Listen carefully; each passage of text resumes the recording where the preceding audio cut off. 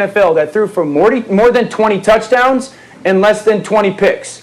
One is Drew Brees. The other is Carson Wentz. So those guys can hate all they want. The results are what they are. Yeah. And for the record, the other one who agreed with you was Torrey Smith, who was his teammate, the guy who was actually there and played with Carson Wentz. Chris, let me come to you. What is Wentz going to be this year in Indianapolis on that team with that coach? What's he going to be? I think he's going to be a top 10 to 12 quarterback. If you look at the Colts last year, I mean, they had the talent to be able to support Phillip Rivers, a quarterback who was middle of the road. Rivers finished 19th in QBR. So Wentz certainly presents a lot more upside. The Colts have a top 10 offense, a top 10 defense, so it's all set up for him to have success. The only question is, can he get out of his own head? It's about the 6 inches between his ears. The confidence certainly was an issue last year. He led the league in sacks and picks, and he only played in 12 games. So certainly there's some work that has to be done. Frank Reich, Press Taylor, they got to get him back right. But the potential is there for Carson Wentz to be a top 10, 12 quarterback next season. Diana, what are the people around the league saying now that the trade's about a week old?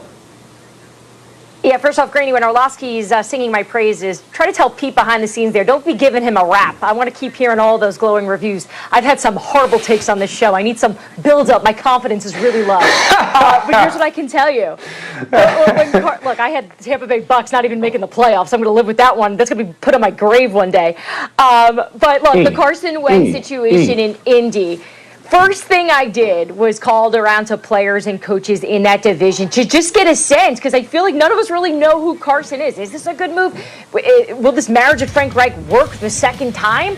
And I got a very similar sentiment from a lot of different people, which is if he can get his confidence back, Carson's is in his head. And it was also pointed out to me that, look at this Colts offense, the run game has really become their strength. If Carson can go in there and just manage this, they're not going to make him ask to do too much. Just don't turn the ball over, and he can be successful in Indy. So I'm with Dan on that, just not as in love.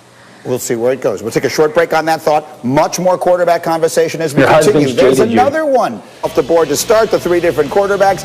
But you know what, Hembo? I'm accepting that as a correct answer, if only because I loved it, and judging from the reaction in my ear, everyone in the control room loved it as well. Meanwhile, let's go back to what Mel does for a living, and that is projecting these quarterbacks. He has got his latest mock draft 2.0 up on ESPN Plus right now, projecting trades for the first time ever, and this is how he sees it going. Again, a trade right up near the top, with the Falcons moving up a few spots with the Jets to take Zach Wilson, the quarterback, and then you see the other quarterbacks in there with Justin Fields at 7, Mac Jones at 8, and Trey Lance at 9. The ones that are highlighted are the ones that we see in the form of trades. So Mel, I want to come back to you and the whole group here, and let's sort of pin down one point.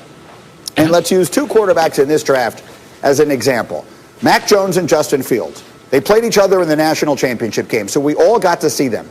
Justin Fields, it feels like, is what the NFL is becoming. He's the dynamic threat. He can run. He can do all those different things. Mac Jones is what the NFL was 20 years ago. How important is that? As teams are making their evaluations right now, how important a factor is that in where these guys are going to get drafted now and into the future?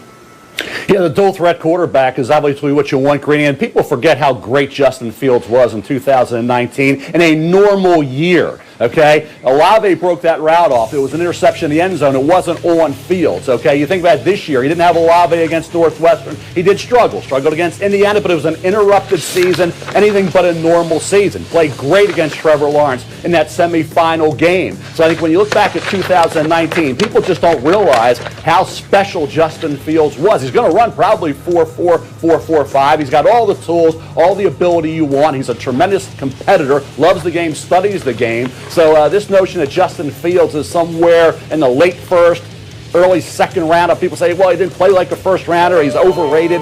Go back, look at 2019, and you will see a guy should have been in line to maybe be the number 1 pick overall. He's right there with Trevor coming out of high school. Even going into this year was kind of 1 and 1A. Justin Fields, because of what happened this year, hasn't dropped all the way down like some people may lead you to believe.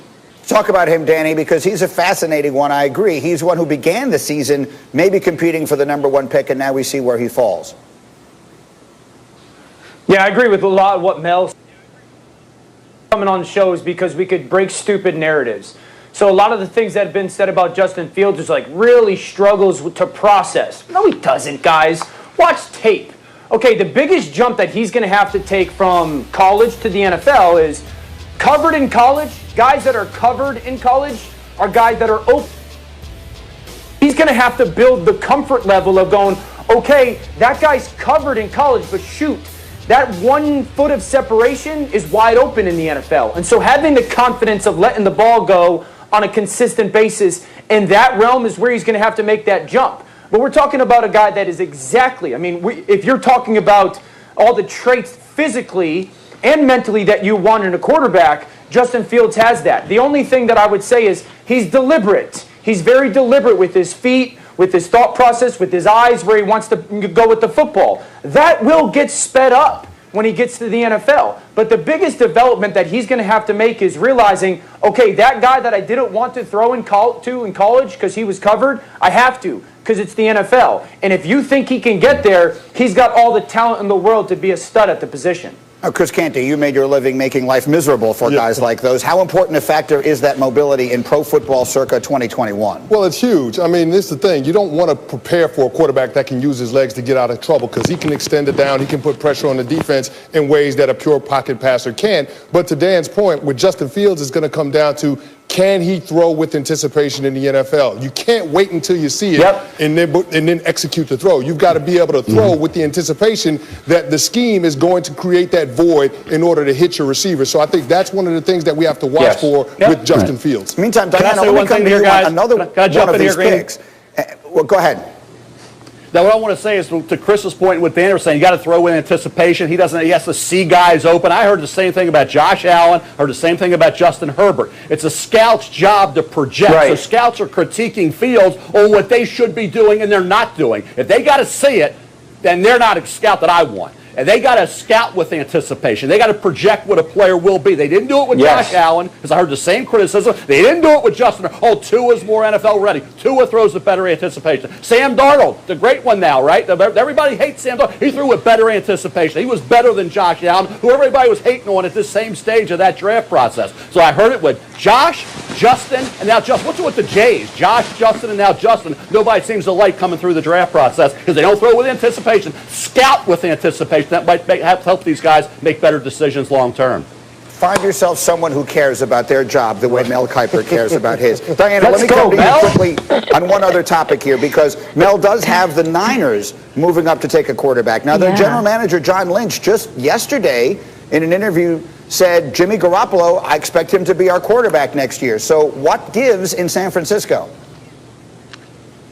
Yeah, that's probably the boldest statement we've heard from John Lynch, but you could really play around with all the wording that they've used every single time they talk about Jimmy Garoppolo. And it's still not the thing you want to hear if you want Jimmy Garoppolo staying in San Francisco, and that's, he is our guy. He's going nowhere. We are invested in him. We can win with Jimmy. You never hear that, because look at it this way.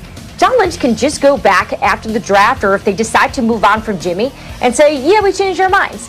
No one's going to hold his feet to the fire on this. They don't need to. So the 49ers here, from I think we can all, it's been made very clear, they're not in love with Jimmy Garoppolo. So the table is always open for them to make decisions.